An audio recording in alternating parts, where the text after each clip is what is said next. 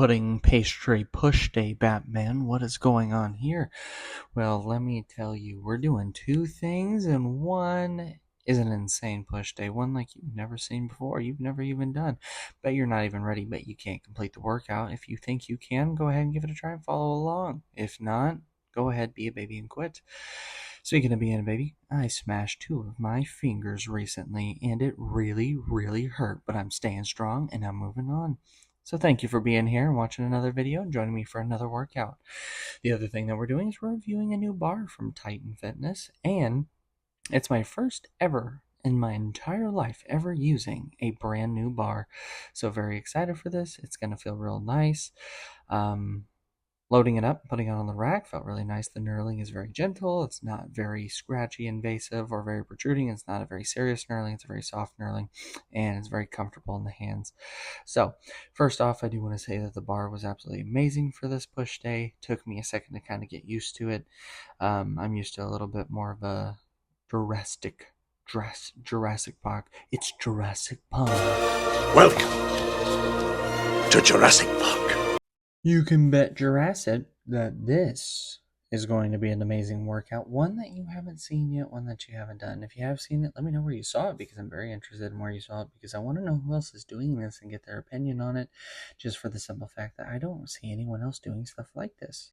Now, I'm not saying I'm doing anything special, but boy, am I doing something special here.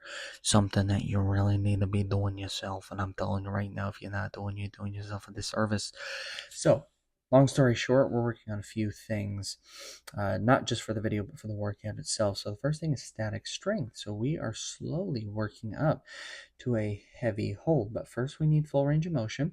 So what we're trying to do here is we're just working up to a heavier single, roughly around just probably 90% of your training max, just a single rep, get full range of motion, make sure that we're not losing any strength in that range of motion that we need to optimize with at least full range of motion, depending on what lift it is. Could be squat, deadlift, hinge, bench, or any other lift that you can think of that you really want to implement, that your goals are towards for maximal strength.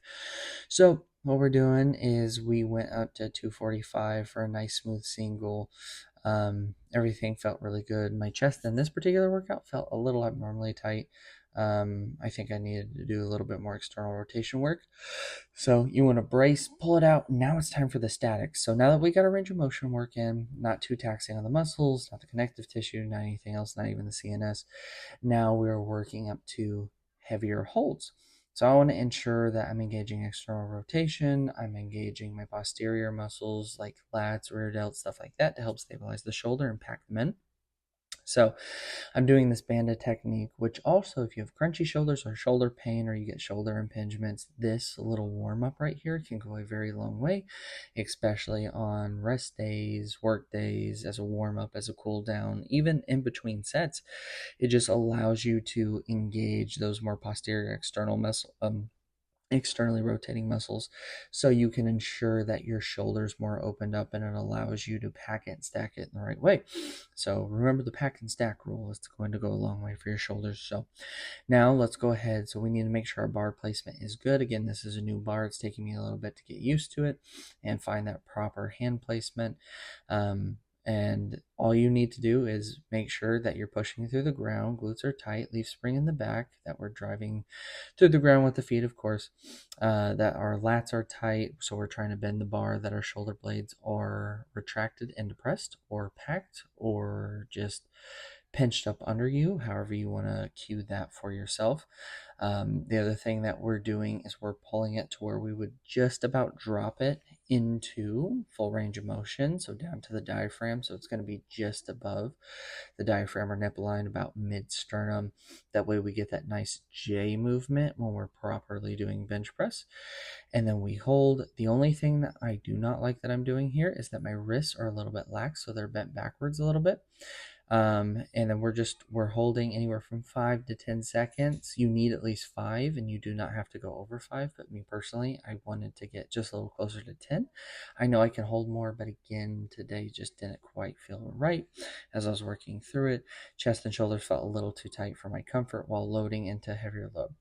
Now we're getting into the circuit, and I forgot to move the safety bars down. So make sure that when you're working out, you're being very aware of your surroundings, because that was very embarrassing, very frustrating, very annoying. And yeah. And I didn't like that I had to reset.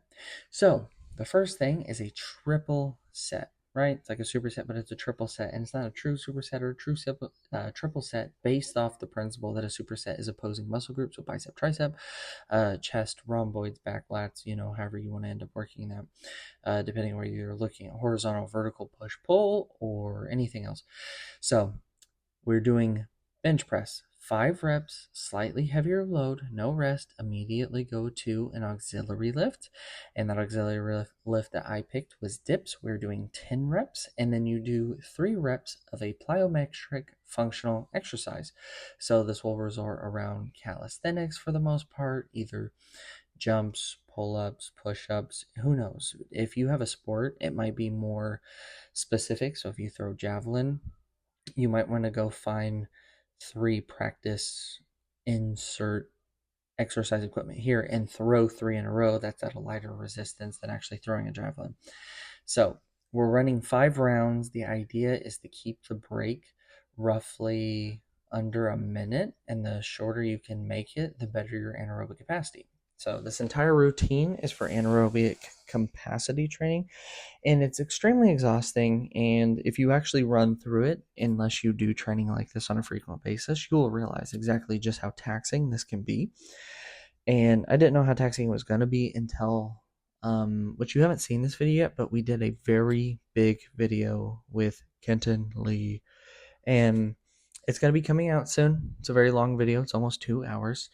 And he put me through a workout and gave me a taste of this style of program. And ever since then, I've been working on it and improving on it. And I've improved very rapidly. I've noticed massive progressions, and I've noticed a very big carryover to all the other activities that I do from day to day, boxing, and even just work and moving around. I feel great. A lot of my pain is gone because I'm not loading super heavy. So give this a shot. If you haven't done it, be very graceful with yourself. Give yourself a little bit of a break, and give yourself a break-in period for this, because it is extremely exhausting. One thing that I realized running through this routine on this day, doing this push style anaerobic capacity training, was that for some reason, I was really out of it. And by this set, the 155 felt way heavier than it should. Usually I get to the 4th or 5th set before I feel really tired. And you'll also see here on the dips, I start really, really struggling to ensure that I get all the way down and then push all the way back up, and I fail. And then when I'm realizing that I fail, I have to keep resetting and taking a moment. And then I get real frustrated because the bench is in the way and I don't want to have to move the bench. And I want to be able to keep my knees up and just barely tap the bench, if not at all. And extending my feet down, I just for some reason couldn't complete the movement. So I started hopping up and trying to do the eccentric, and I just physically couldn't. And this is only halfway through the 3rd set. I don't know what's going on in particular at the moment of recording the voiceover for this video, and I definitely had no idea what was going on as of doing the workout when I'd recorded the video itself. 2 predictions when it came to that was sleep was off and nutrition was off. And I think it just really affected my performance. It had been a really long day. Hydration was low. Nutrition was low. I'd barely eaten anything. The stuff I did eat was not the best selection. Macros were completely off. And I just think it was not a good mixture to push through. So we're going through everything. Again, this is 5 rounds. It is very intense. You want to ensure that you're maintaining intensity and form. Again, a lot of that's going to be dictated on how long your break is in between each round. Ideally, you start with a minute.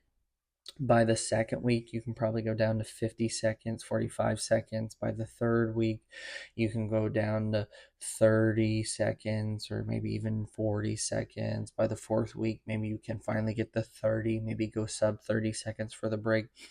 By the 4th, 5th, 6th week of running this, hopefully you get your breaks down to 15 seconds. Maybe you can even get it to where you don't have to take a break by the time that you get through the entire thing. Maybe you are completely well rested.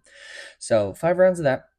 Then we go into chaos work. So unstable versions of the primary lift. So if I'm doing a bench press, what I would end up doing is finding a really unstable push-up, or I would do a chaos bar, an earthquake bar while doing bench press. But I didn't have a spotter, so I didn't want to have to do that. And I don't have an earthquake bar, and I don't have enough bands to be able to set up an equal side chaos bar with kettlebells or dumbbells and bands on each side of the barbell. So since I didn't have that, what we do is we do a chaos push-up. If you haven't done these, they're extremely exhausting. Ensure the band is thick enough to support your weight, because it's not so much that you can't push yourself on a lighter band. It's the fact that depending on your body weight and whether you're doing a full push-up, whether your core is engaged, and everything else in your hand placement, how far out they are, if you're doing a proper form push-up, or if you're going really wide or really narrow. The more narrow you are, the easier it is for the band to stretch, so you will just end up touching the ground. And as you can tell, I'm shaking a lot. Usually I don't have this issue. Usually I don't struggle with it like this. However, I am. It's extremely exhausting. I strongly recommend you give it a shot unless you have a pre-existing issue with your wrist, elbow, shoulder, chest, back, neck, lower back, anything like that. Work up into it, give it a shot, especially if you don't have any of those issues. Now we're going to go into a couple accessories. My recovery has been extremely high running this program, so I have been experimenting by adding just a couple more accessories, not to excess the volume, but also hit some other muscle groups I know for a fact don't get hit too much throughout the week. So lateral raises is a big one for me, ensuring that one, it's for physique, two, I'm trying to make sure my shoulder's nice and well rounded. And then, of course, if you're moving in the scapular plane with a slight bent elbow, there's also a minor amount of external rotation recruitment, and there's not a whole lot, but it does help. Then I want to give my triceps a little bit more TLC just because I think they deserve it. Also, I haven't been moving a lot of heavy weight with my triceps recently, especially with only recently implementing working up with full range before I do my static lifts. And the static lifts not really loading the tricep through full range of motion. Pro tip, just a little side topic here, is when you are doing lateral raises, you want to ensure that you are retracting and depressing the shoulder blades, because this is going to utilize reciprocal inhibition and it's going to shut off the upper traps. A lot of people, when they do lateral raises, they feel it in their upper traps and they're like, oh, I don't always feel it up here next to my neck, or my neck always gets stiff, I always feel it in my traps, and you don't feel it in the lateral delt. And that's because you have synergistic dominance and it's taking over with the traps. You push your shoulder blades down, just push them down. You need to practice that anyway for so many other lifts. So practice it, learn how to use your shoulder blades, get them mobile, get them active, let yourself feel how they move in, forward, out, to the side, up, down, doesn't matter. Get comfortable with it. Be very efficient with your body and be very in tune with how things feel when they move. I'm doing single arm. I don't have any cables or anything like that, so I do a banded single arm. And yeah, just getting a little extra volume. We're doing a superset here. It's 3 supersets of 12 reps each, and we're just trying to isolate the muscle groups. I could have stood to do a little bit more of an eccentric and a little bit more control while I was doing this, but again, I was disappointed with how difficult everything was leading up to this point. I was a little upset I wasn't controlling the tempo as I should have been. So that's on me. Big issue that I had, but this is super duper fun and very, very exciting. This isn't where the workout ends. I will say that the workout does continue after I stopped recording before the outro. The last thing you need to do is a controlled, very sport-specific burnout for anaerobic conditioning. Like if it's the legs, you can do assault bike. If it's back, you can do an endless rope or a ski erg. And for pushing, what I choose to do is boxing. I did throw in a little bit of plate presses again for aesthetic purposes and physique purposes. So you can do 2 sets of, a nice burnout. But again, if you want to grow, you need to focus more on hypertrophy, find a weight and control and contraction and a tempo that's going to work best for you while also falling in the parameters of what is science proven. But the last thing that I did on this day was I went and did 4 rounds of boxing. And I just focused on my punching and I tried to not stop punching, keeping my hands up, throwing just mostly jabs and crosses, no hooks, just jabs and crosses, especially because of the outward explosion, less of the rotation. And I will say using that as a finisher is extremely exhausting. And if you haven't tried it yet, again, this whole routine is phenomenal. Feels great. Give it a shot, give it a try, implement it, use it, have fun with it. So clearly I don't know how to, I'm just talking about how I'm doing the boxing now.